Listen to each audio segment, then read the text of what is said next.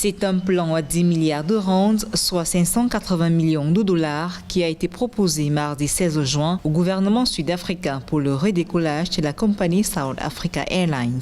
Alors qu'elle traversait déjà une zone de turbulence depuis 2011, la compagnie a vu sa recette chuter drastiquement avec la suspension des vols commerciaux en mars 2020, alors que le coronavirus faisait ses premières victimes dans le pays.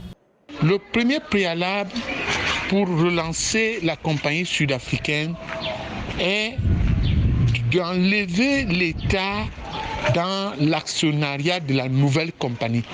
L'État doit prendre en compte, en charge et payer tout l'ancien passif de la South African Airways, mais la nouvelle société qui va être mise en place doit, de grâce, ne pas avoir l'intervention de l'État. Le plan de relance proposé par les administrateurs de la compagnie aérienne prend en compte le fonds de roulement, le bail, les créances dues aux concurrents, mais aussi les frais de licenciement estimés à 2,2 milliards de rentes. Le plan suggère en effet de se séparer d'environ 4 000 employés jusqu'en août pour n'en garder que 1 000 dans un contexte de restrictions liées au Covid-19.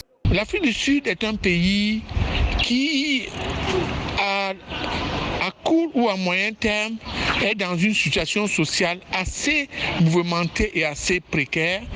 Il va donc falloir que l'État sud-africain prenne en lui, l'État qui est responsable de la sérénité, du calme et de la paix, prenne de faire face au paiement de toutes les charges sociales pour démarrer la nouvelle compagnie dans des conditions plus sereines, pour démarrer la nouvelle compagnie dans des règles de fonctionnement du secteur privé. Avec ce nouveau plan de sauvetage, la compagnie prévoit le maintien de la quasi-totalité des destinations africaines, 3 des 4 liaisons intérieures et environ la moitié de ces destinations intercontinentales. Toutefois, les prévisions sur les 3 années à venir font état de pertes évaluées à 6 milliards de rentes. Cependant, les administrateurs restent confiants et comptent sur le soutien du gouvernement et d'un engagement de financement d'ici le 15 juillet.